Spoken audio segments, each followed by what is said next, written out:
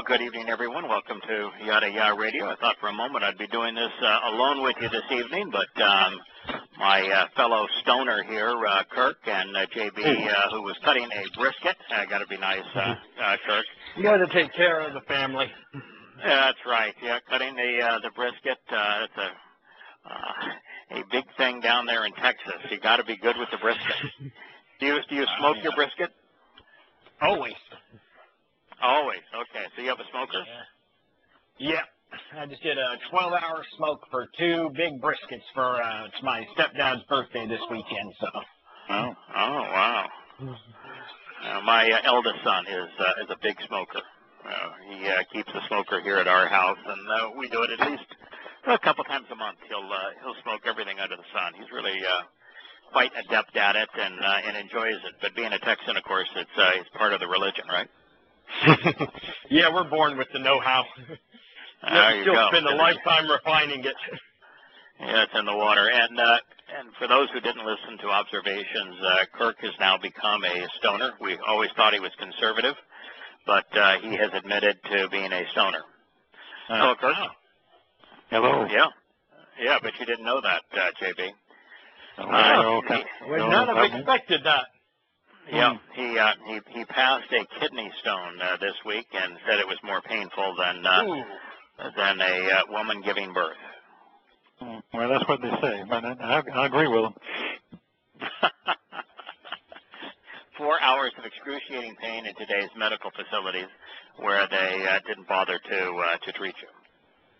Well, they finally got around to it, but they take a long time before they give you any relief. So you can just sit there and moan all you want until they're ready. Do you actually go to a hospital? Yeah, I went to emergency room in the hospital. Okay. You know what I have started doing? If I've got an infection or when I got that systemic poison ivy, when anything that's like a sinus infection, when it turns such that it actually has the need for antibiotics, I always go to prompt care. Yeah, urgent care. I thought about it. I just wasn't sure what was going on, so I thought it might be that because I'd had one 4 years ago, but I wasn't sure. So because we're having like 108-degree average temperature, unbelievable, setting all kind of records. And I thought, gosh, I started getting very dizzy, and I sat down on the ground, and I said, gosh, I hope I'm not having heat stroke. So that's what I told him when I went in. I made it's probably this or that.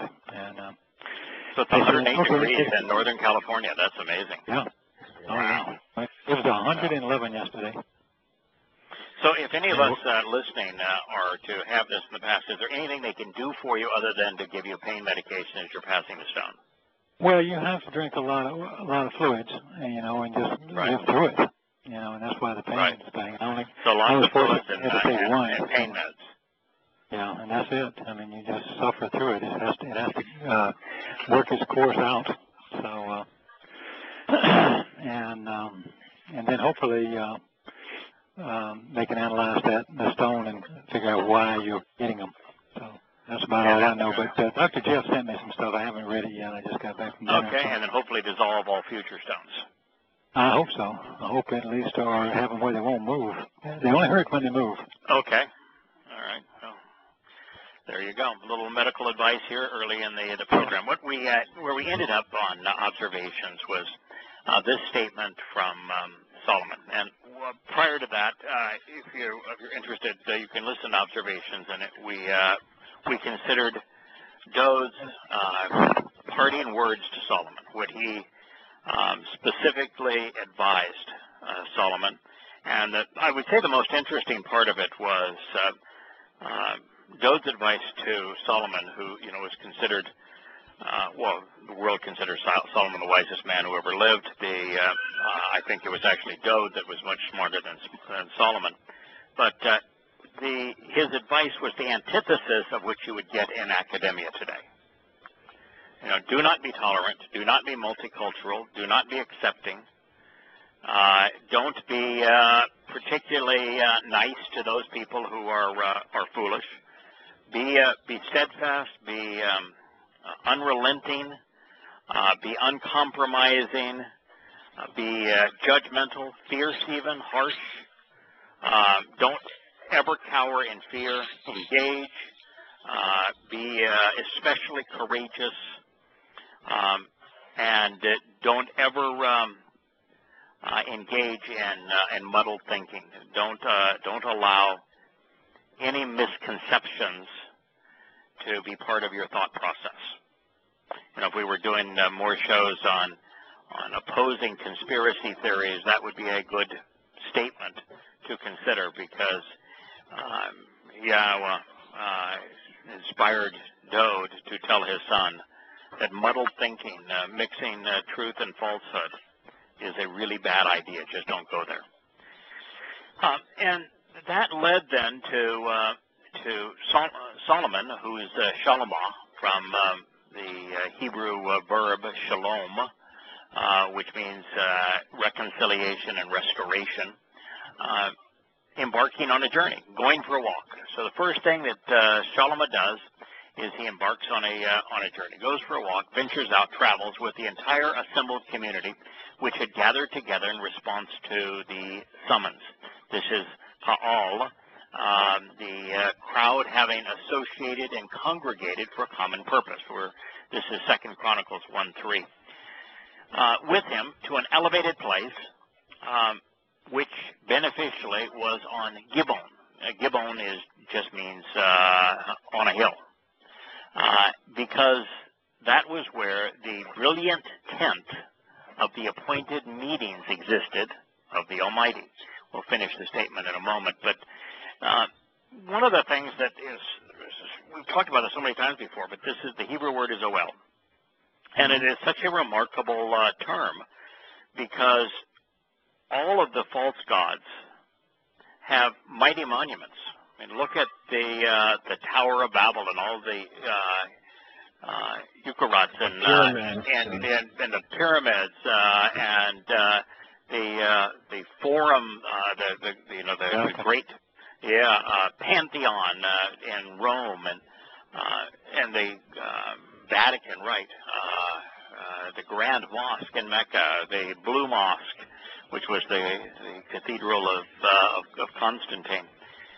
Look at all of the grand buildings. In fact, almost in every city in Western Europe, the largest, most elaborate building is a monument to the gods. Look at the Mayans and the Incas and what they erected to their gods.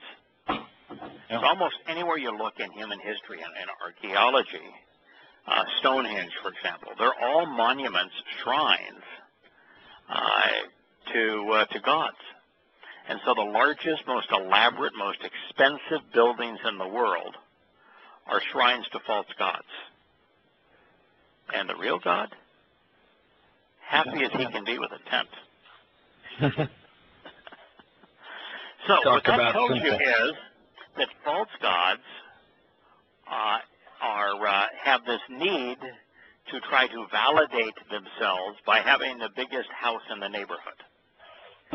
Where the real God is saying, I want my children to be happy. I want my children to be content. I am just fine hanging out with you all here in a tent. Now, it's beyond the humility of that, and also God never imposing himself, never trying to say, well, you better worship me because I'm really fearsome and big and powerful. It also speaks to the fact that Yahweh has a really nice house.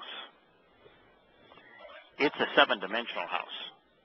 You could no way build a house that was even one infinity lesser of a house here if all of mankind worked at it together than you already has. Because in 3 dimensions, we are infinity, the 4th power, less capable than a 7-dimensional being. So Yah's home in the 7th dimension, even if he's also humble and says, in the 7th dimension, I want to make sure my family has really good digs. I'm going to give them great homes, and I'm just going to hang out with them. The shabbiest abode in the 7th dimension would be infinity to the fourth power better than the most elaborate home that can be built here on earth. So rather than saying, build me a home because I need to impose over people, I need to show people how important I am, you need to show how devoted you are to me, God was hanging out there just in a tent. A tent is really fine. Well, of course, that makes him unlike any other God. He's already unlike any other God because he's actually the only real one. The other part of that that's interesting is the word Ohel. Mm-hmm. Ohel is literally means shining dwelling, brilliant tent. It's a household that is radiant. It's a covered shelter and habitation from the root al, which means to shine clearly and brightly. Well, that's the whole purpose of becoming part of Yahweh's family and entering his home is we become radiant light, which is the only way we can enter the seventh dimension. Yeah, visible from a distance, like a welcoming fire by a tent. Yeah. Now, the next part of this that I thought was really interesting, it's the brilliant tent of what? Yahweh wasn't saying it's my beautiful tent. He didn't say, it's my campsite.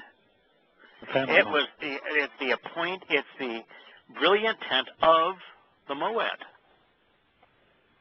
So the tent, if you go by somebody's home, they're having a graduation party, they're having a wedding reception, and they decide they want to have it outdoors. What do they always do? They always pitch a tent, right? Sure. They don't actually pitch it themselves. They have one of those companies come and they put up a tent. Well, Yahweh has invited us to 7 annual meetings a year. The meetings are outdoors. The meetings, he doesn't say, I want you to come to Mecca. He doesn't say, I want you to come to the Vatican.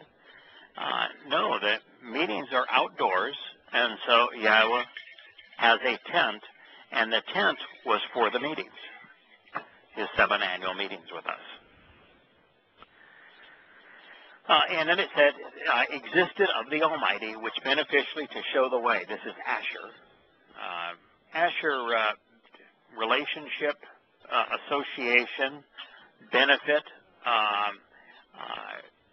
blessing, steps along a certain path that show the way to abundant life would be the various meanings of Asher. It's a far richer term than just rendering it which.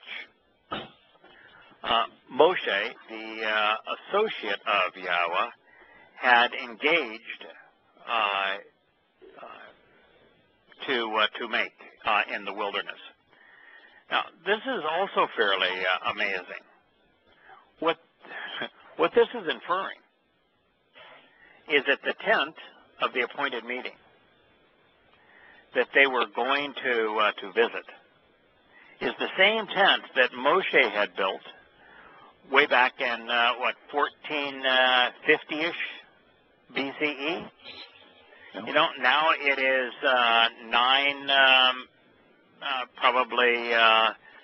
65 BCE.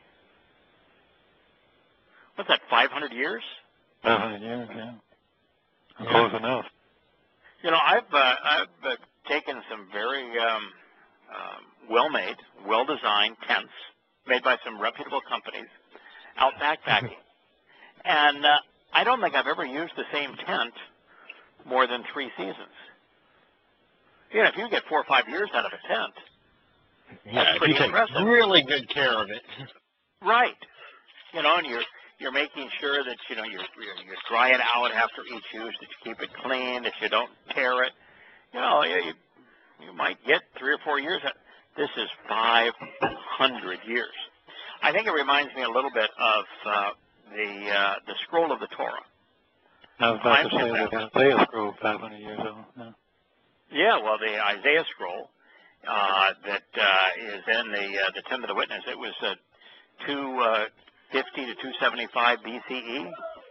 So it's 2,200 years old, almost 2,300 years old. Yeah. And that's pretty impressive for a parchment scroll. I read from the Dead Sea. I'm sorry. I was just going to say, I'm convinced, I could be wrong here, but when Yahowah says that the original scroll that was ascribed by Moshe is to always remain beside the Ark of the Covenant, that's where you'd find it today. I'm convinced that there is now a 3,500-year-old scroll. Just as this was a 500-year-old tent out in the weather, there's a 3,500-year-old scroll in the Jeremiah's grotto, right beside the Ark of the Covenant, right now. And by the way, well, that mercy seat is for what it does for us, because the mercy seat provides, of the Ark of the Covenant, provides our transport into the seventh dimension. It is the means for Yahowah to symbolically pass on forgiveness and eternal life, and it is gives us our wings, and it's our throne in the seventh dimension. It does a lot of things. There are very few people that know anything of it other than, well, that's an interesting relic, and wouldn't it be a great archaeological find? Wasn't that in an Indiana Jones movie? Yes, and was it the Nazis tried to get it and they put it in the archives? Yes, I will guarantee you that it is not anywhere other than where it was always designed to be, and it was sitting right up beneath the upright pole on the Golgotha encarpment of Moriah, right below where the Yahweh is going to build his house out of light when he returns in 2033, year 6,000 Yah, and it's sitting there right now, and there is a malach that is guarding it, and if any of us wanted to see it, my guess would be that so long as we were willing to crawl through the holes and get dirty and be persistent and all of that, that we could go in and check it out. But we're not bringing it out. It will be brought out to be a centerpiece of the family home when Yahowah returns, and the 10 statements will be held up by a malach during the middle of the tribulation, as the Torah-less one tries to change the times, basically to Christianity. You know, when Ron Wyatt made his way to see it and was talking with the malach, and this is somehow, you know, one of the ways that you know somebody is telling the truth is when they have to admit something that they don't want to have to say. And on his deathbed, Ron Wyatt says, you know, I have misspoken a number of times, and I think it's important to get this right. What the malach told me is that those the 10 statements etched in stone are going to be held up when the Sunday law is imposed. And you know, as a Christian, that had to just absolutely twist Ron Wyatt. Well, there's a reason he didn't, you know, he lied about it for so many years, because he did not want to admit that. Right. He would have lost his backing and funding and association with Christianity. Because the moment you say, when the Sunday laws are imposed, and you can hear Ron Wyatt, I mean, there's archives online where you can listen to him say it. He doesn't say it once, says it twice.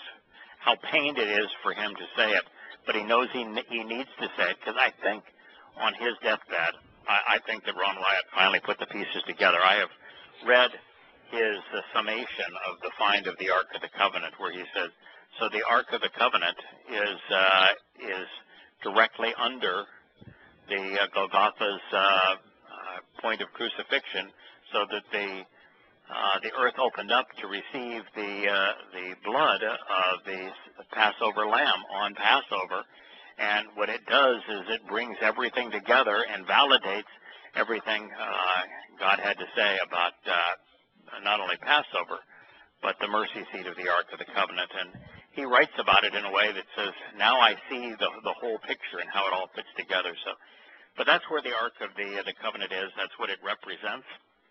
And there are, just as this was a 500-year-old tent, comprised of light, if you will, by the definition of the word, the 3,500-year-old scroll of the original scroll of the Torah is sitting right there. It'll be a marvel to see.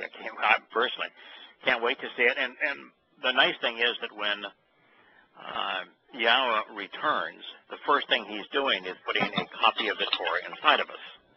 Now, it's not going to be the Torah he shared with Moshe, although he may. I mean, for 1,000 years, it would still have merit. And then ultimately, it's just going to be his teaching, direction, and guidance as to how to live our lives to the fullest in the seventh dimension. But when he returns and we can look at it, we're going to be fluent in Hebrew. Mm-hmm. I can actually read it. I look forward to that. Oh, yeah. I mean, rather than, I translate a passage now, and I can do one. Then I can do the passage typically, if it's not a really long one, I can do the passage in 20 minutes. But it's the research that you do and examining the root of each word and then seeing where the words were used elsewhere and the insights you can derive from those words and writing the commentary that takes so long. But all of that's just going to be natural to us at the time we're going to be able to look at this. But anyway, the brilliant tent that was on the hill and had been there for quite some time and was 500 years old was the tent of the appointed meetings, the authorized designated times to meet for the festival feast. It existed of the Almighty, which beneficially and to show the way to the relationship Moshe, the associate of Yahweh, had engaged to make. Powerful symbolism there. However, guess what wasn't there? However, so they were going to get the tent because the Ark of the Covenant of the Almighty, Dode had carried up from Kirath Yearim, Kirath, which means to establish the foundation for building a place to walk through a growing city. Upon making preparations for its arrival, because Dode had pitched and spread out a radiant covered shelter, an oel, in Jerusalem. So the Ark of the Covenant was already under a tent in Jerusalem because Dode brought it there. Of course, he had purchased the threshing floor from the Yabusi.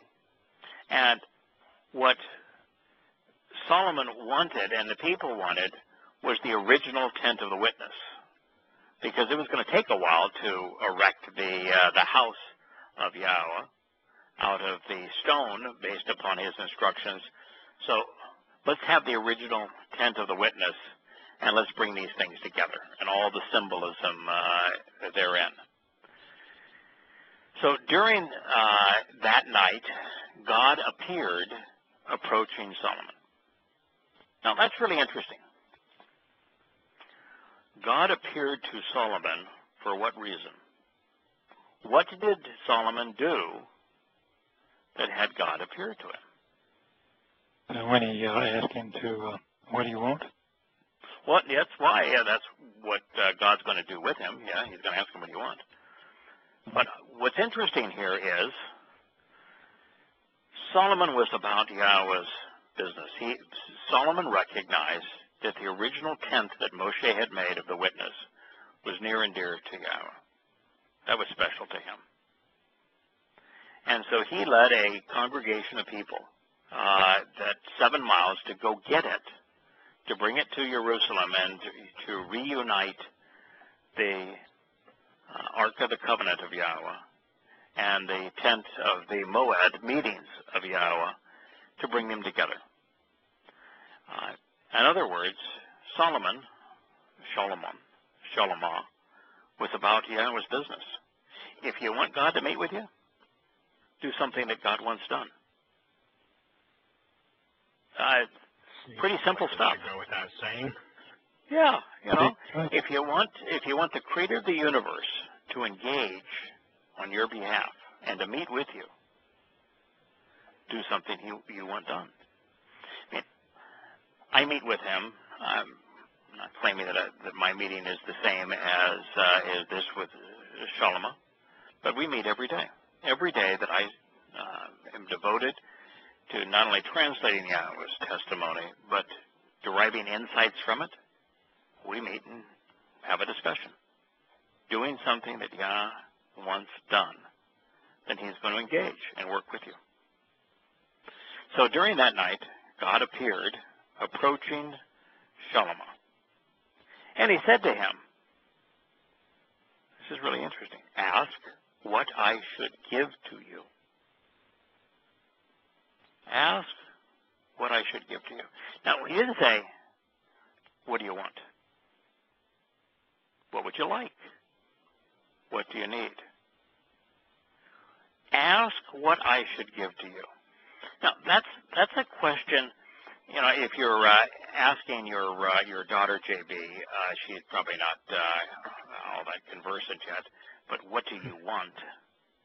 Then she's going to say, ice cream, cake, I want to blow bubbles, I want to go play, Yeah, it's going to be a frivolous kind of thing.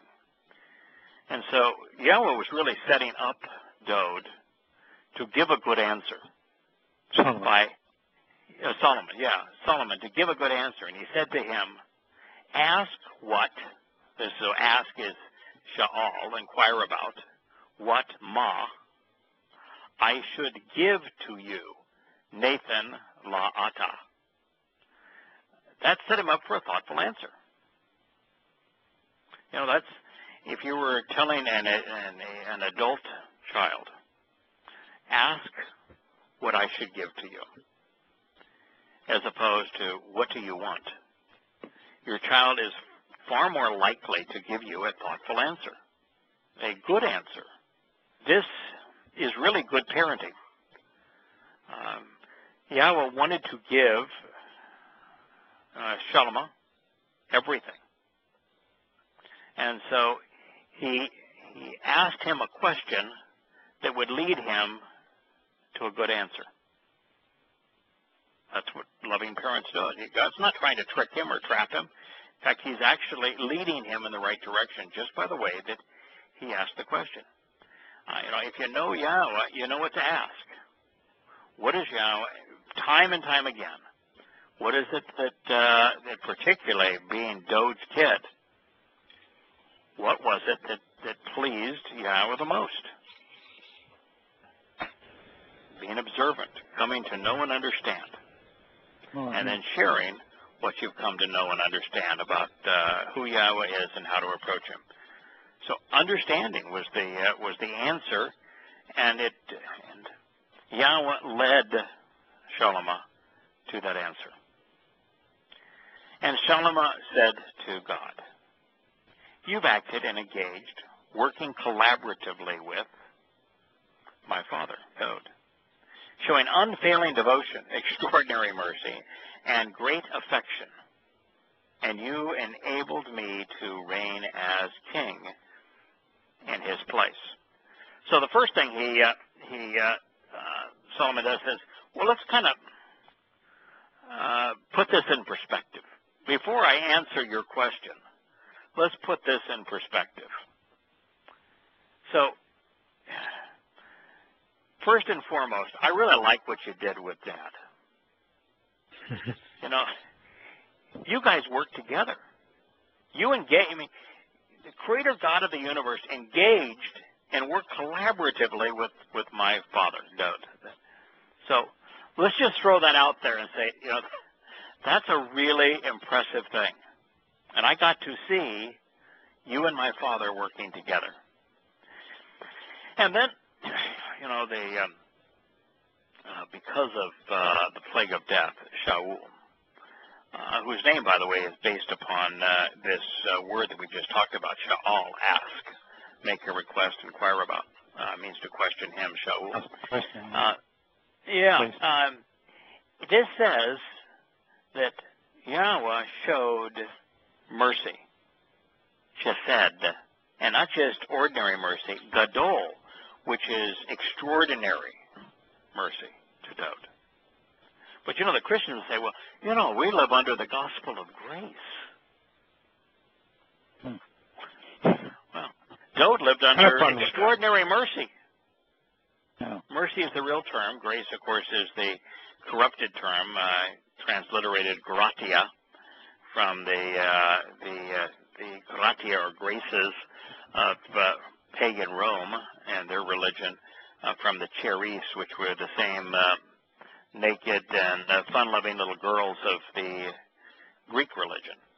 But the concept, if you were just to say, okay, let's forget about its heritage and it's the pagan past of grace, is mercy, undeserved mercy. And yet, Daud not only had mercy, but gadol, chesed, great affection, extraordinary mercy, unfailing, unending mercy, devotion, and affection.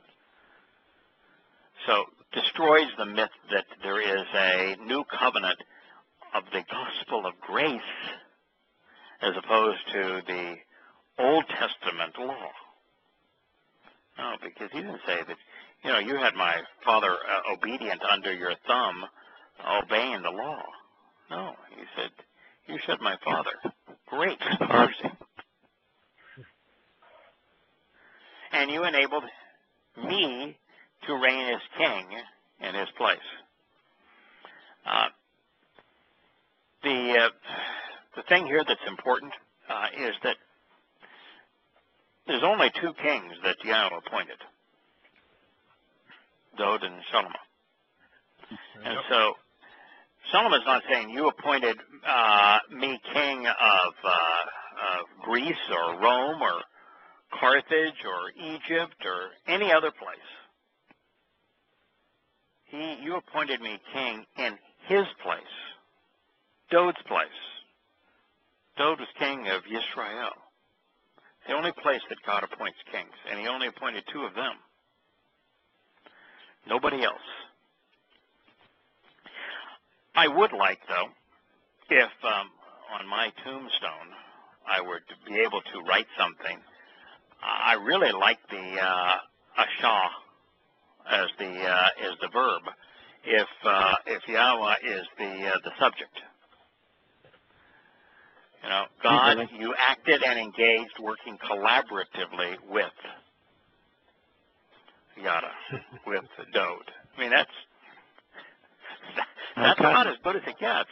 That's something good to strive for, right there. Yeah. Okay. Yes, it's nice to have God show you extraordinary mercy, great affection. But if the first is true, the second follows. It's like the fact that we in the covenant almost never talk about being saved, because it's a byproduct of being part of the covenant. Yeah. If you're part of the covenant, you're saved. We talk about our relationship. Correct. Well, Solomon was talking about Daud's collaborative work with Yahweh, and it led to Yahweh's great affection and extraordinary mercy. It's just a byproduct of it. He's acknowledging it for the world to see, but we know it's cause and consequence. Thereby and henceforth, Yahweh Almighty, of the word you conveyed with Daud, excuse me, I should put on my glasses and convey this and forget the line that I just missed. Thereby and henceforth, this is from Ada, as a result, Yahweh Almighty. May this serve as reliable and trustworthy verification, Aman, as dependable and firmly established, verified and true, unassailable proof of the word you conveyed with Dode, my father. So, Yahweh, you did what you promised with my father, and I want that to serve as proof that your word can be trusted. Now, there's 1,000 reasons to come to that conclusion, but I guess that's as good as any. Indeed, you've caused me to reign over a family as numerous as the dust of the land. So far, he hasn't asked for anything. He just said, Yahweh, you tell the truth. Your word is Aman, trustworthy and reliable and unchanging, and I just love what you did with my dad. That was impressive. So then, therefore, Atah, capacity to understand. Chakma, the ability to reason leading to wisdom, and the aptitude to properly perceive that which is observable, resulting in sound teaching and instruction. And knowledge, wa mada, information which prompts thinking. Mada is from yada, to recognize and acknowledge, to discern and distinguish, to reveal and perceive, to be acquainted with and know. Give to me. So therefore, the capacity to understand and knowledge, give to me. Then I will want to go out before this family and come to those who make decisions, adjudicating matters, seeking justice in association with this extraordinary family of yours. The last part of that is probably as important as the first half. Mm-hmm. Now, it may be possible to understand without knowledge, but understanding based on knowledge is a much more valuable tool, because then you can explain how you came to that understanding. So he asked for two things. I want to understand and I want to know. Now, I'd rather understand than know, but it's very hard to understand or to share your understanding without also knowing. He did not ask for riches. He did not ask for success in battle. He did not ask for the hand in marriage of a pretty girl. He didn't ask for a good job. He didn't ask for anything other than, I want to know and I want to understand. Now, what's interesting here is that he explained why he wanted to know and understand. And he limited the focus of his understanding to being able to go out to the judges, the shafat, to those who make decisions, adjudicating matters, seeking justice, in association with this extraordinary family of yours. This is a gadol, So it's ataha, ze, ha, gadol. Gadol is extraordinary, magnificent, wonderful, and family. So he wanted knowledge and understanding regarding what? Making sound decisions, adjudicating matters, seeking justice, leading, vindicating, exercising good judgment regarding the family of Yahowah, which is the covenant family. What could possibly be more important than understanding everything there is to know about the covenant? If you understand that, now you have, you're adopted into Yahweh's family, you're perfected, you're immortal, you're empowered, you're enriched, as good as it gets. And not just you, you're in a position to influence other people's lives to be able to share how they too can avail themselves of Yahweh's mercy in this regard. Isn't it tragic that in this era we're in, we're awash in knowledge? Mm-hmm. Now, understanding is almost zero. Zero. Yeah, what I think is that I would go one step I'd go one step beyond our understanding is negligible. our ability to exercise good judgment, just to think, has been rendered nil. Yeah, destroyed. I cannot drive 5 minutes without seeing multiple people behind the wheel of a car where it's obvious that their ability to exercise good judgment is impaired. They just can't think. And you realize that these same idiots that are voting. And I'm convinced that what has happened here is that political correctness has been imposed such that there is no longer right and wrong, truth and lies.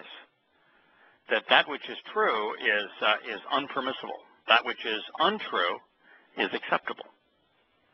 And that because of political correctness, the one thing that is considered the ultimate sin, which is to be judgmental, to actually be discriminating and discerning, that it's rendered to generations of people wholly incapable of thinking.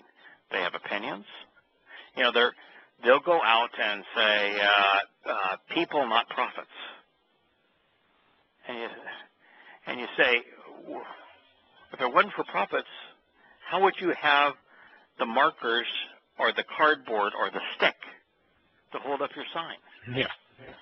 Who would have made those tennis shoes that you're walking in? Who would have paved the streets that you're blocking? Using. Yeah. Who provided the food that you ate? Provided the education that you squandered?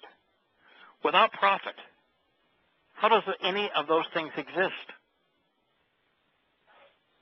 Well, they tell that it's called communism when you stand up in the line and everybody fights over a few crumbs. There's no motive. Nobody will work. Correct. It's like the University of Virginia students saying we're intolerant of intolerance. It's like the protesters on the left ranting about against hate. I mean, we are unbelievably stupid. So when we know Yahweh, we come to appreciate and value the same things he cherishes and enjoys. As a result, we typically request that which he is prone to give. Therefore, we get whatever we request, and God gets to do what he wants done. And it's the ultimate win-win. If you ask God for something he wants to give, you're going to get it. If you ask something of God, something he wants to give, you're going to be the biggest beneficiary. He wants to give it because it's good for you. There's nothing Yahweh wants more than for us to know him and understand what he's offering, particularly as it relates to his family. If you ask God for what he wants to give, you're going to get it. And you're going to benefit from it because it's good for you. So there is, I guess, understanding here, I should say, trumps knowledge. The former, however, understanding is built upon the latter. Got to have some information to work with. Correct.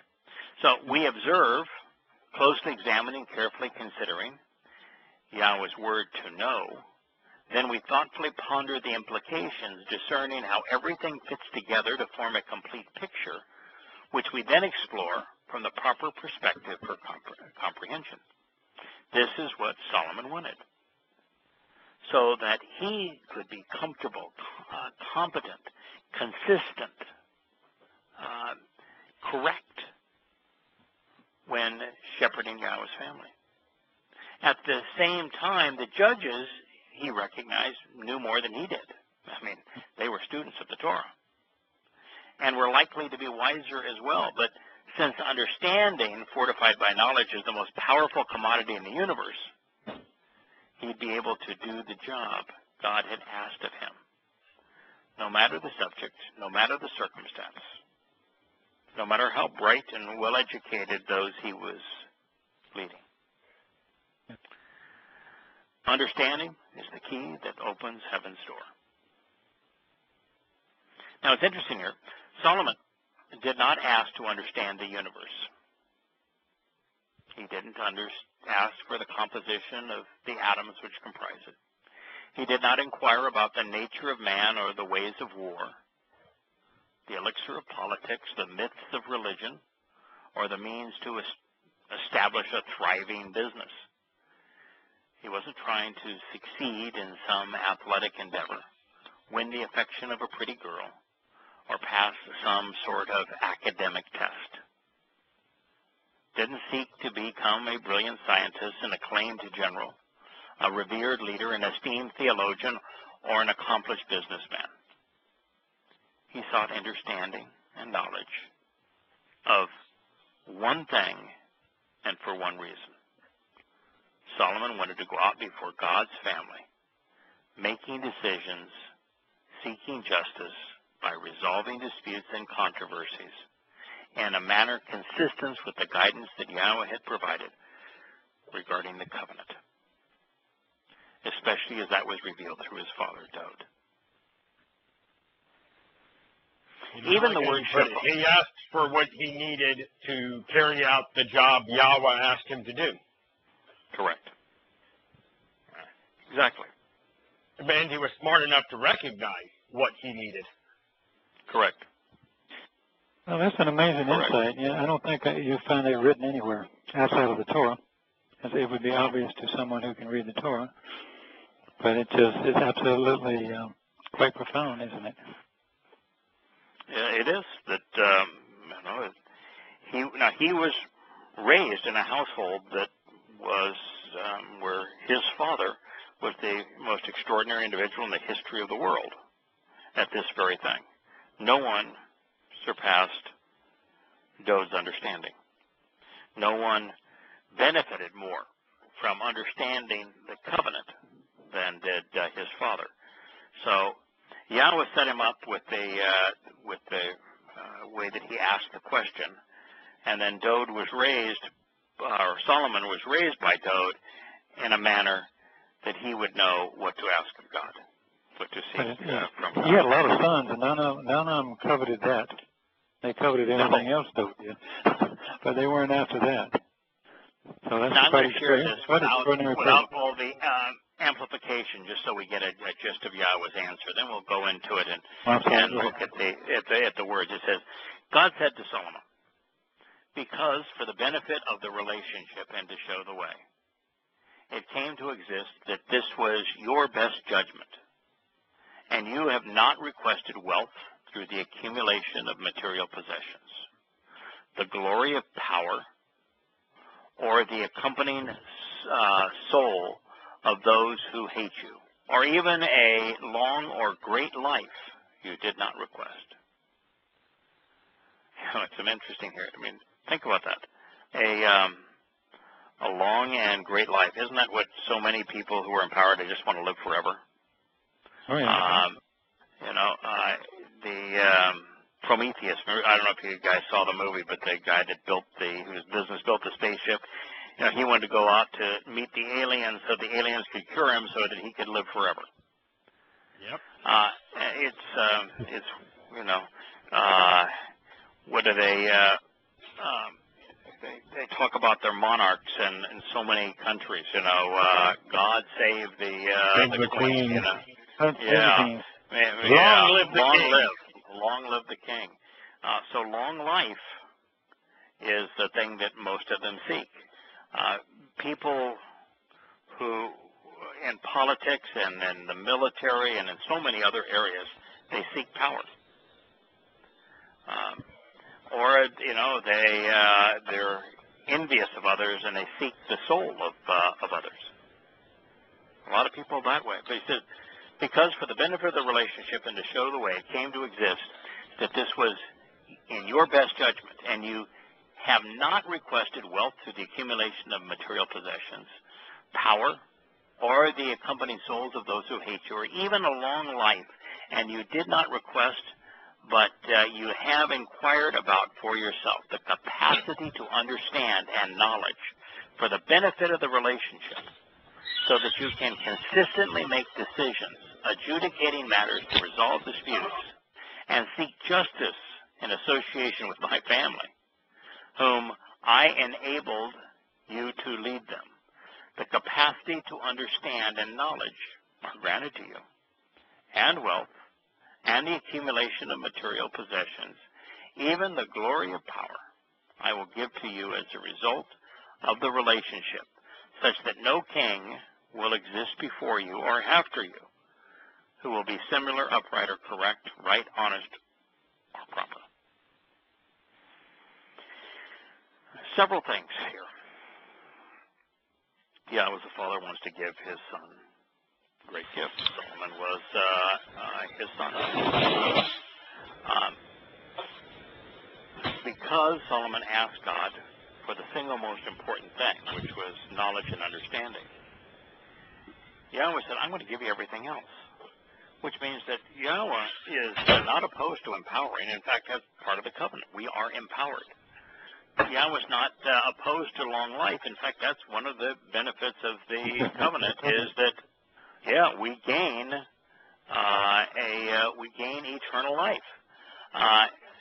Yahweh is not opposed to the accumulation of material possessions. We are enriched as part of the covenant. And Yahweh is certainly not uncomfortable with us being upright and correct, because that's also one of the benefits of the covenant. The only way to be upright and correct is through the covenant. Yahweh is giving Solomon everything that he has promised to give all of us as part of the covenant. These are the benefits of the covenant. It's just that Yahweh was symbolically going to show through Solomon all of the benefits of the covenant in 3D, so that we would understand that because he asked for understanding about the covenant family leads to all of these things. So when we, and God's consistent, he's not going to treat Solomon any different than he's going to treat Kirk here. When Kirk says, I'm seeking understanding, what I want, God, is to understand. I want to know you, and I want to understand what you're offering and what you expect.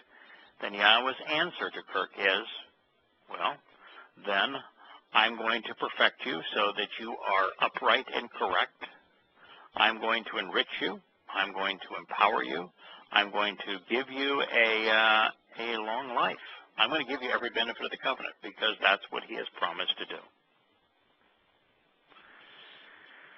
So this, if you want it amplified, Elohim, God, said, Amar, answered and promised to, which is on behalf of Solomon, which means reconciliation and restoration, because Ya'an sends as a demonstration of cause and effect. For the benefit of the relationship and to show the way, Asher, it came to exist, Haya, it was, it is, and will be, that this was in your best judgment. Labab Ata. Labab is a derivation of leb, and it conveys best judgment, desire, thoughtful consideration, something that you're incorporating into the fabric of your life by taking it to heart. That this was in your best judgment, and that you have not requested wealth. Well, Yahweh enriches his covenant children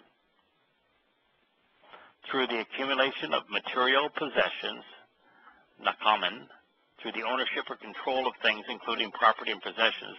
Yahweh, we inherit the entire universe. Glory of power, he empowers us. Halak kabod, attribution of high status as an honored and respected reputation, a manifestation of power or reward to become important, or the accumulating soul of those who hate you, the lives of those who shun or oppose you, or even a long or great life for yourself, an abundance of days you did not request.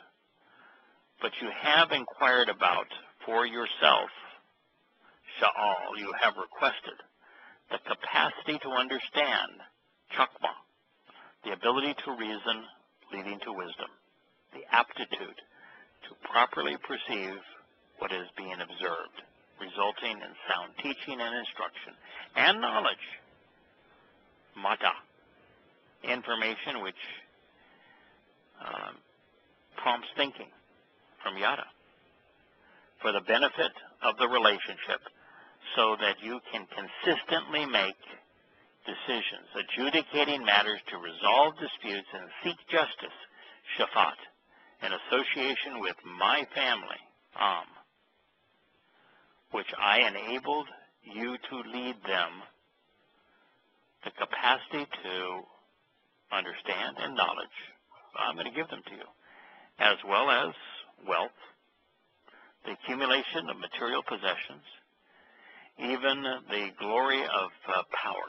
I'm going to give it all to you, beneficially, as a result of a relationship, so that no king will exist before you or after you who will be similarly upright and correct.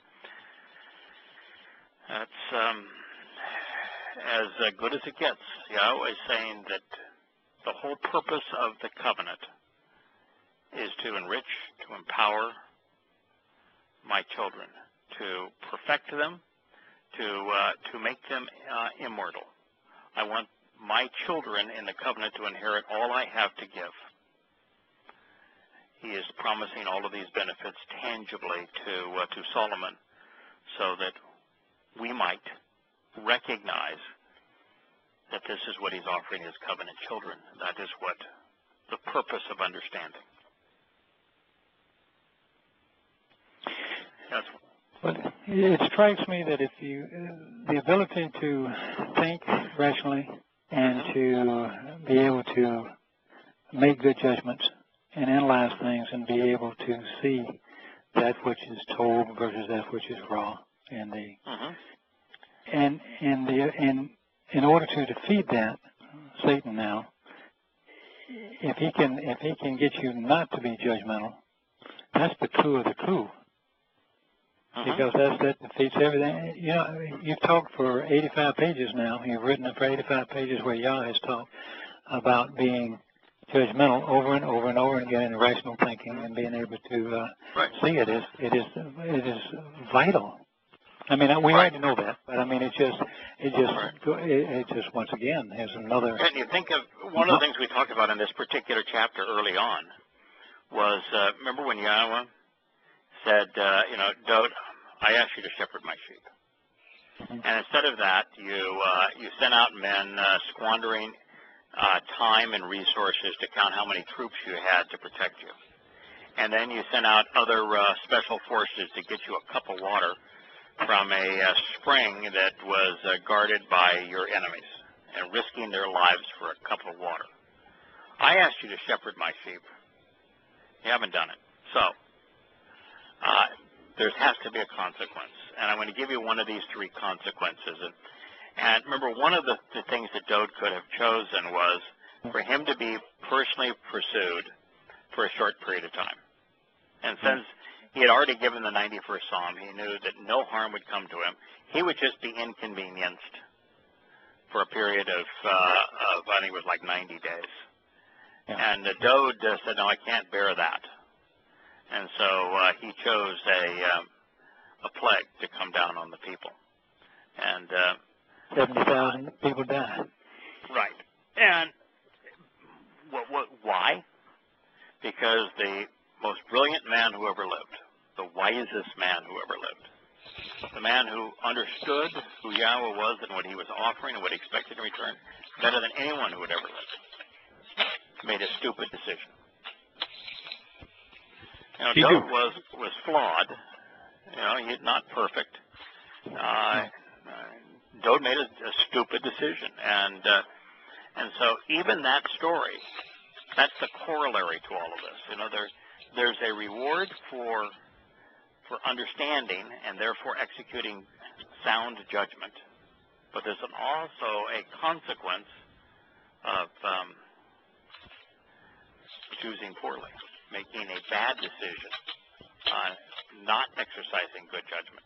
And so that was as much a part of this chapter as was all of the beneficial things that happened between Dode and Yahweh. That's one of the things that I like about reading Yahweh's testimony, is he doesn't just paint the picture with all the prettiest colors and all the straight lines. And every day is sunshine and rainbows. And every morning is spring. No, he shows the hot and ugly days of summer and the cold, blustery days of winter and the darkness of night, and he's got it all. And that's part of understanding. How else would you teach it? That's that's rhetorical. How else can you teach that if you don't show both sides of the consequence and the lowly lows as well as the highs? I mean, but it keeps coming down to the same thing. And so it is. I know this is once again a silly remark because we know it just happens to be that way. But I just don't understand why so few people can see this. At what point do you get it? I mean, it is over and over and over. Yeah, well, I mean, I want to tell you how many Solomon actually understood what this was all about. Yeah, I'll bet you that we are the first people in 3,000 years to look at Yahweh's answer and to say everything that he gave to Solomon was what he's giving to all of us as part of the covenant. Yeah, it's obvious. It's very obvious. But it's obvious. I mean, you don't have to be a rocket scientist to figure it out. It's there and it's obvious, and so it begs the question, which is the one that you asked. Why is no one talking about this? You know, you ought not be focusing on the fact that God made Solomon rich, that Dode made Solomon famous, that Dode caused Solomon to live a long life. You ought to be focusing on Solomon asked God for the thing that God most wanted him to have, and as a result, Yahweh gave Solomon all of the benefits of the covenant. And the thing he most wanted to give him. Right. And then what you ought to think is, wait a minute, if God's consistent and he's trustworthy, and remember how Solomon began this? He said, I want to begin this by acknowledging that you're Aman. Your word is Aman. And so recognizing that Yahweh's word is trustworthy and dependable and consistent and true, that what he offered Solomon, what he asked of Solomon, and what he offered Solomon was exactly the same that he will do for J.B., Kirk, and Craig, and everyone else that is listening to this program. If you seek wisdom and understanding,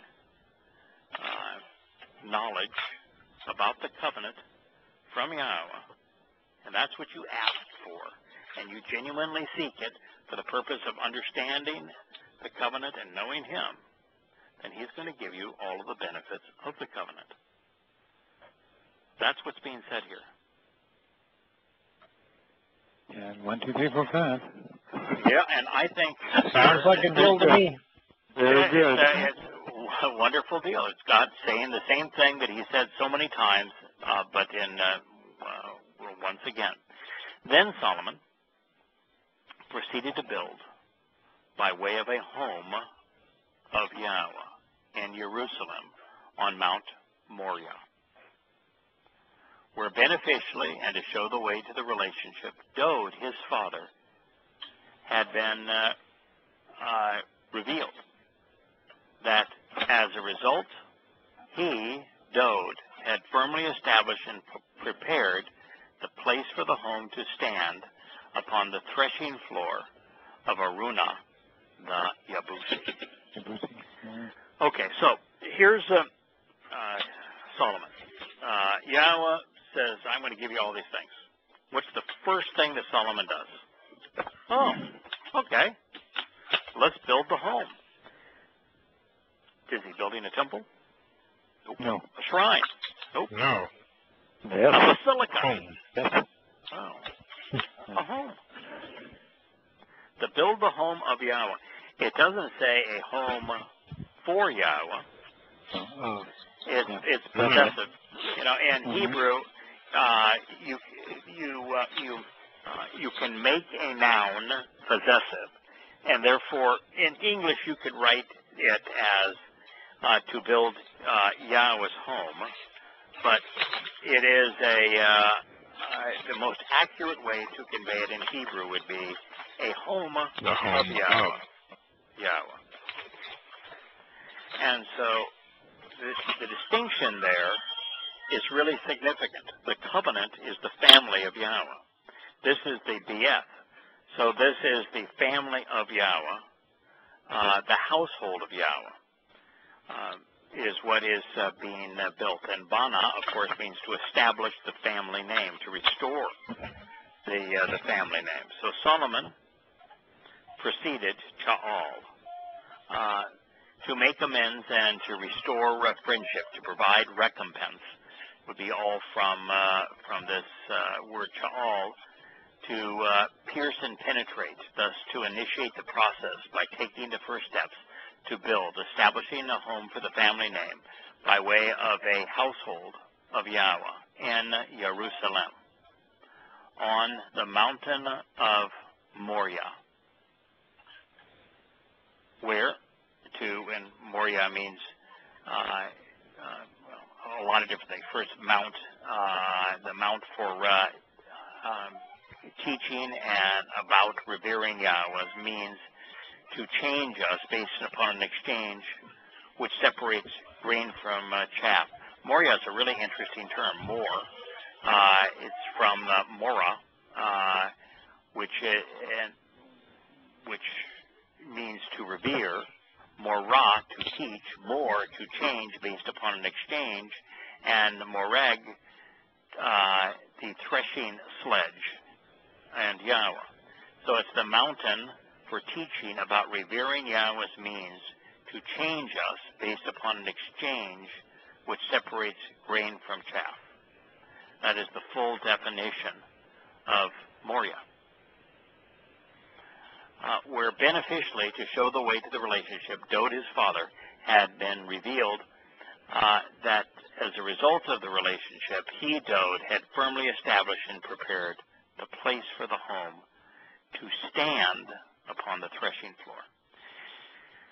Several things here that I think are important.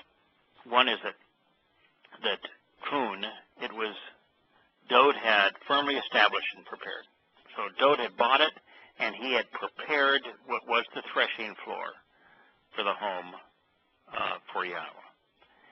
And the second thing was it was a makum. Makum means directions for the dwelling and the household and standing place, the location of the office where the business is run. The business of Yahweh is the covenant. It's from kum, to arise and to stand up. So this is a house for standing, not for bowing. It's makum, with kum meaning to stand upright.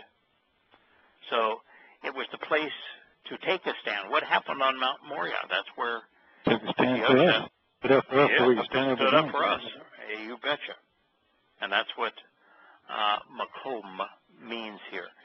And the fact that it was on a threshing floor. A threshing floor is the place where separation of the grain and the chaff. You know, Yahweh's family is about separation. It's a set-apart covenant. We're set apart unto God. We're separated from the institutions of man. Man represents the chaff. Those covenant members are the grain. This is the place of separation.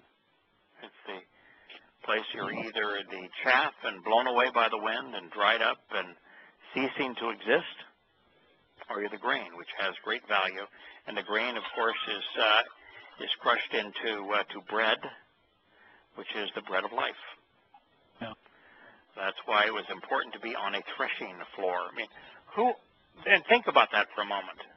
Mm-hmm. I'd never bothered to ponder it before, but where is the least likely place that you would have a threshing floor in a community?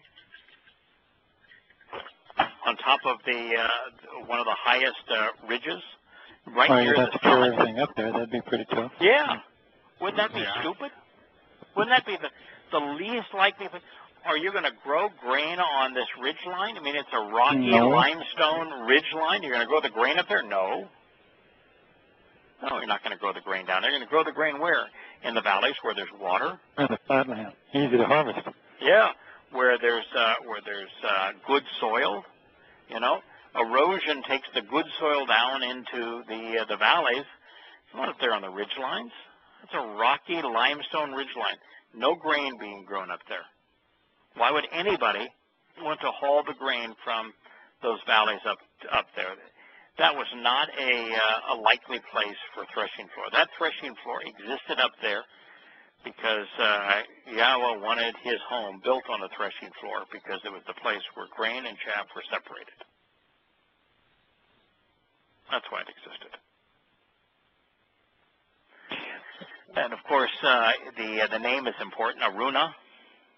What was going to sit there? The Ark of the Covenant. Aruna is the light of the Ark from Aron, Ark of the Covenant, meaning informed free will, according to Aruka, to repair and restore in a relationship, and or light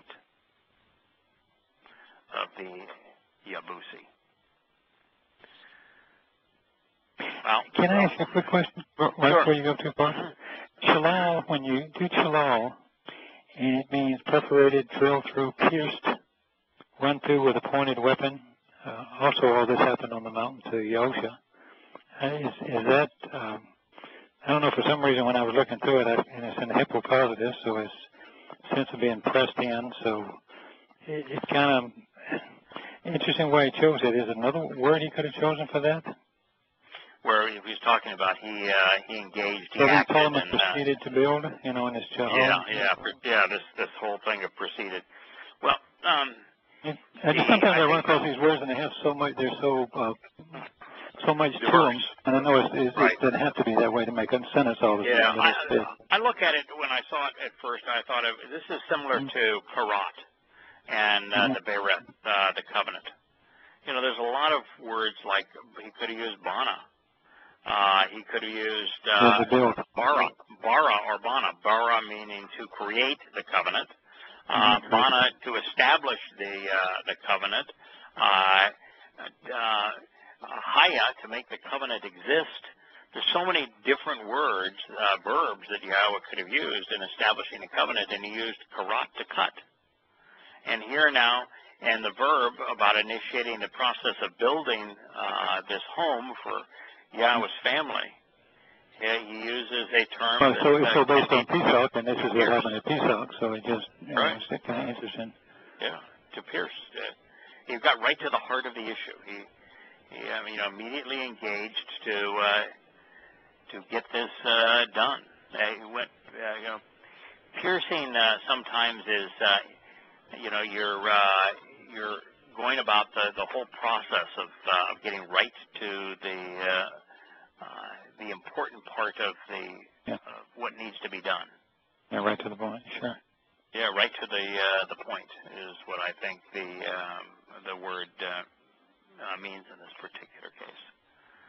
So it's okay. Sorry for the little I used proceeded. Yeah, to pierce, to penetrate, to initiate the process, taking the first steps. Yeah. Now, you based upon all of this testimony where God was constantly saying, what I want you to do is I want you to understand. I want you to engage. I want it's important to know. You, on behalf of Dr.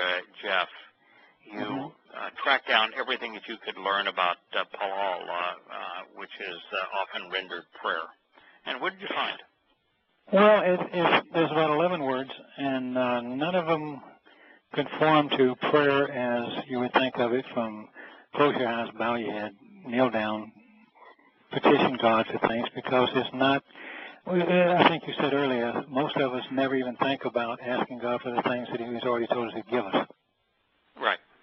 I mean, once you understand these things, I mean, it's why you're asking that sort of thing is, why is that the conversation you want to have with Yahweh when there's so many more wonderful conversations you could have, like by reading what He has to say.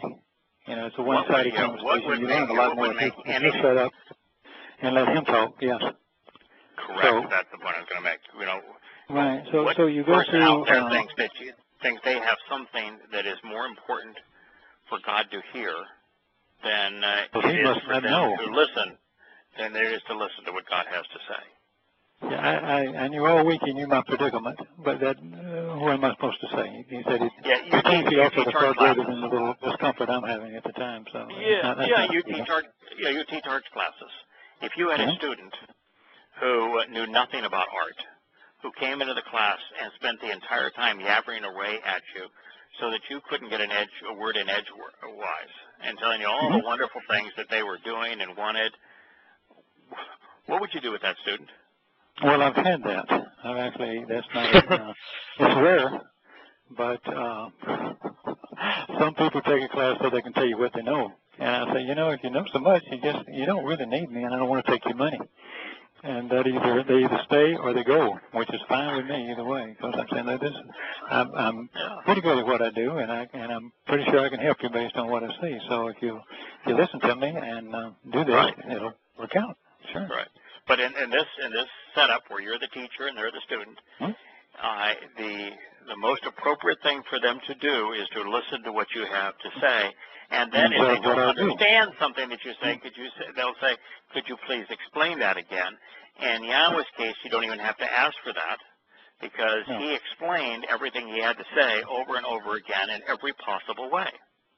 Yeah. So he'd say, I've done that for you. It's absolutely overwhelming as the more you get into it from every point of view.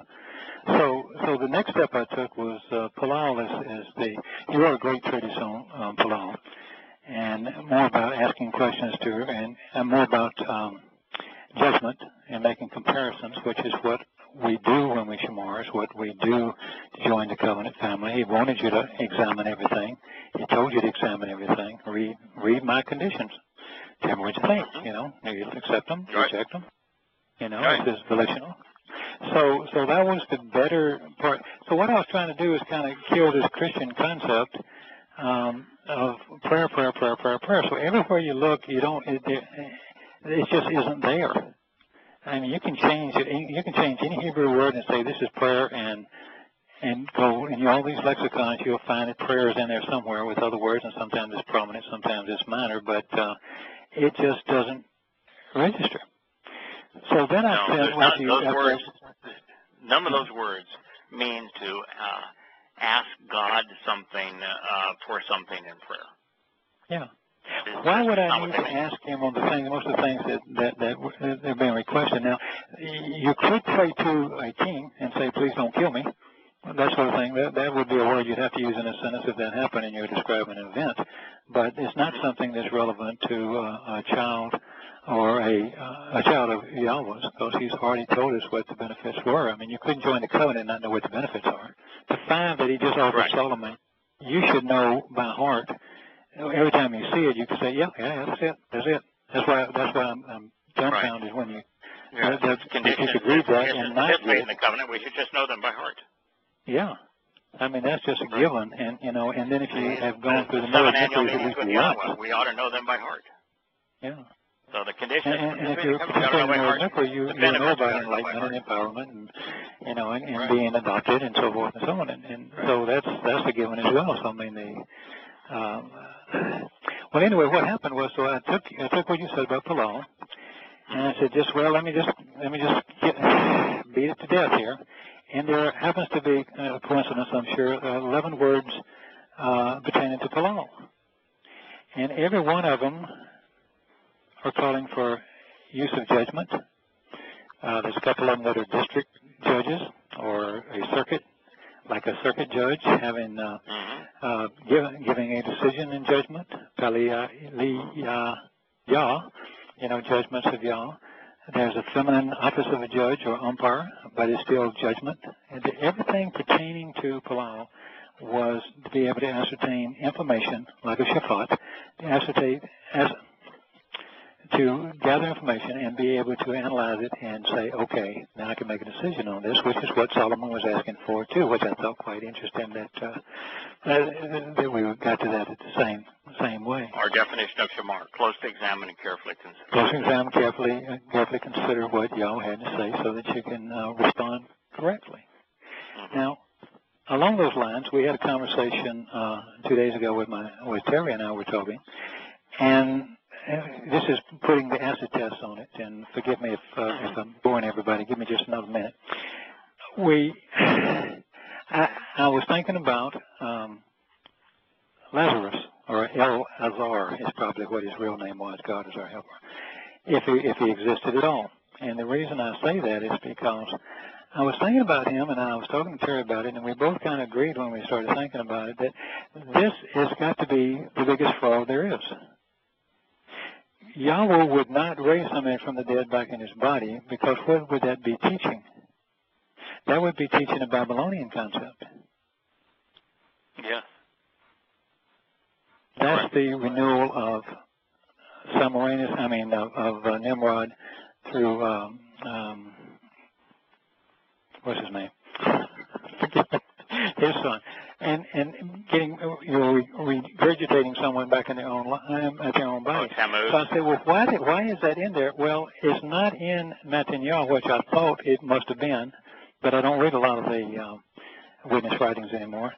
And come to find out, it's only in I believe it's only in Yahowah, which is really butchered. Now, so the most significant thing you would think, because it's in all the movies, Jesus Christ, movies, Cecil B. DeMille, that story always appears just like the one when he's sticking his stick in the sand and saying, "You without sin, though cast into a stone." Yeah. But you have this guy, which is absolutely telling the wrong story. That is not the story of Pesach. The body would be destroyed, and then you would go to into a spiritual form. And this only comes in Yahowah. It doesn't. That means Matthew must have missed one of the biggest events in human history, according to Cecil B. DeMille. That couldn't be. Exactly. So that's what it's good for, because you get confronted with, because I'm from a Christian frame, and I deal with Christians mostly, and you get this stuff, and I don't think about it very much, because if this is the straight stick, I really don't care how many crooked sticks you can find. But when you go back and look at that crooked stick, you say, wait a minute, that can't be for this reason. There's even bigger reasons why that can't be. That's a total made-up story. Correct. Yahweh would never use that as a teaching instrument. The Torah is teaching. Yahushua taught. He taught mostly from the Torah. Occasionally he would explain things perhaps a little better, if indeed those references are true. And when we find something that he says, we can find it in the Torah, and you ain't going to find that story in the Torah. I don't think there's anything that he said that isn't in the Torah, Psalms, well, don't you think he could still elaborate a little bit on it, like commentary, like Moshe did on in the Devarim. Yeah. But I kind of agree with you. The only place that I feel real comfortable with is when I can trace it back to Yahshua said, or Hezekiah said, or Ezekiel said, or Moshe said. Right. Yeah. Yahweh had 40 prophets. Exactly 40. There were 40 people that Yahweh specifically inspired to convey his testimony. The last of the 40 was actually Yahowah. Unfortunately, with Yahowah, we don't have it in Hebrew, and Revelation was very poorly. It's butchered in the translation into Greek, and Revelation has not been well preserved. So we really have, there's not a lot you can add to what was revealed through those 40 prophets. And I don't think that Yahushua told us anything that wasn't already conveyed through one of those 40 prophets. God tells us everything we need to know. What he said if there is, I'd be very so that's what he had. Yeah. When he's the one that said don't add anything. Right. So why would he add something? Add something, yeah. You don't need to add anything. He provides every answer that we need. And so all of his testimony is already found in the Torah and prophets. You mentioned you don't read the eyewitness accounts. Oh, yeah, you do. Psalm 22, Psalm 88. Well, I say from that perspective, and not from those witnesses. from those, yes. Yeah. I mean, by far the best eyewitness account of what happened on Pesach Matzah B'Kodam in year 4000 Yah 33 CE is told from in those Mizmor or songs of Dod. He was an eyewitness to the events. And Yashaya provides a great explanation of what's going to happen in it as well. Yashaya 53 and 54 are beautiful renditions of the eyewitness accounts. Even Yashaya 9 and the fact that a son would be born, or a child would be born to us, a son given to us. Powerful explanation of what's going to happen. And Yashaya 54 actually goes into the set-apart spirit reuniting with the soul to emerge as light after talking about him being the Passover lamb and bearing our burdens. So there are lots of eyewitness accounts in Hebrew that are verifiable and trustworthy and rendered to us 1,000 years before the actual event, showing us that prophetically we can trust them. So we've got everything that we need, and there's no reason for Yosha to add anything. He even said in the Sermon on the Mount that nothing in the Torah or the prophets is going to be annulled, and nothing changed so long as the heavens and earth exist. So you're right, there was nothing to add. Yeah. So when you're confronted with that, you're on pretty solid ground. That if it ain't there, it ain't there. That's why the knowledge, or not the understanding, but the wealth of knowledge that you have to get by studying is so good, because then you really can understand. There's really no reason to ever leave the Hebrew. I like Matt and Yah because there's some really wonderful affirmations in it. But the fact is, if you never leave the Hebrew, you have every question answered. The understanding that you seek is available to all of us, even if we never leave the Hebrew. Yeah, something you said not too long ago was, just a reminder is that God didn't think too much of it because He didn't preserve it. He lets things run their course, but if He really was saying something new that we absolutely had to hear, somehow it would have been in a jar somewhere. Yes. Yeah, the fact that we don't have any well-preserved Hebrew text of anything Yosha said and did affirms by any rational way, because God was obviously an extraordinarily effective communicator, and He provided us with the Torah, prophets, and Psalms in enormous detail, 100% consistent, filled with prophecies that prove that He revealed it. And yet, of Yosha's words and deeds, apart from those that in the Torah, prophets, and Psalms, we do not have a reliable text. So there was, obviously, God was not trying to... It wasn't a high priority. It wasn't even a priority. Oh, I'm sorry, yes, exactly. It wasn't... Well, he didn't care. He didn't care. No. That's rather telling, don't you think, for the Christian world? Absolutely. Thanks. Yeah, and you look at what Christians have to work with. Luke was all hearsay. He wasn't there. Mm-hmm. And which means Acts is all hearsay. He wasn't there. Which means that and Mark, there was no disciple named Mark. That's all hearsay. And you've got Yahuchanan, but Yahuchanan, 90% of Yahuchanan is post B'Kodam, and it was very poorly translated into Greek, and then very poorly maintained. Very poorly maintained. Yeah, the only one that you have that's even quasi-reliable is Matanya, because Matanya was so anti-Christianity that the Christian didn't care for it, so they just left it alone.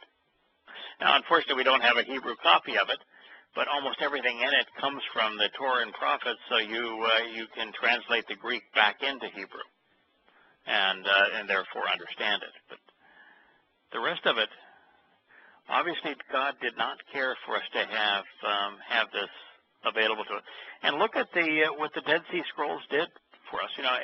Finally, at a time where the world can know, all the world can know. Circa 1950. At the time, the internet was just being developed, so that by the time that the Dead Sea Scrolls were made available to the world, the internet would be the tool to deliver them to the world. He provided verification for his Torah, prophets, and Psalms via the Qumran scrolls. There's no such thing as it relates to the Christian New Testament. Mm-hmm. So, God made it a priority to make certain that we not only have the Torah, prophets, and Psalms, but that we have his testimony from every possible perspective through 40 prophets revealed over and over again for our benefit. And he has inspired no one since the time of Dode with Revelation. No one. There has been no prophet. And all those who claim to be inspired, no. Oh, God, no. Joseph Smith. Not Paul, not Muhammad, not Joseph Smith. There have been none. And I'm spending my time translating Yirmiyah.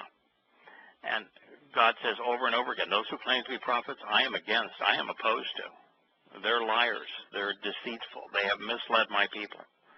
And he speaks of pastors, prophets, and priests with utter disdain. So, I know he does, but it's still a wowie. Yeah, all you got to do is just listen to what he has already conveyed in writing. Read it, observe it, think about it, and you have everything you need to know. And it's verified over and over again just so that you have a way to validate what you're hearing. Can I mention one little thing real quick, just because I left it out when you asked me about the kidney stone, and Terry reminded me. They can't operate and take the things out if it's really a bad situation. It's not their first choice, according to the people I talked to. And they can crush them either with a laser, or they can put you in. There's a chair. Apparently, one of my students was telling me that they're. I've heard about both of those. So but that's getting some pretty serious stuff. So at that point, you've got to be admitted to a really top flight hospital with the right kind of staff on hand. And if it's life-threatening or the pain is unbearable, you can't pass it, and your life's at risk. Well, then your will freeze up, and then you got real problems. So it's not apparently not something to fool around with. So it's not before the night's over, and I'm going to interrupt. I was just going to say, when are you going to be on Coast to Coast so we can look forward to that? I think it's the first week of June. I know I have one more show here. Yeah, July. Yeah, because we'll be back doing this on the 30th, and I think it's the second, third, or fourth, something like that. And in the past, what I've been July. Yeah, July. I think second, third, or fourth. And in the past too, when I've been booked on it, something very often happens on that show where it does not happen. And honestly, I'm hoping it does not happen. And I'm selfishly hoping it does not happen. Well, yeah, for two reasons. One is that show is just craziness. I mean, what they talk about on that show is absolutely nuts. And so it's not an environment that I like to go into. But it has a big audience. I love it when Art Bell did it. I've not been a big fan of Nori. Yeah, and I've done it with Art Bell. When he came back, he asked me to participate with him. And Art Bell was spectacular. So we agree on that. And the other thing, of course, is it starts at 1 o'clock in the morning. So it goes from 1 to 3. Yeah.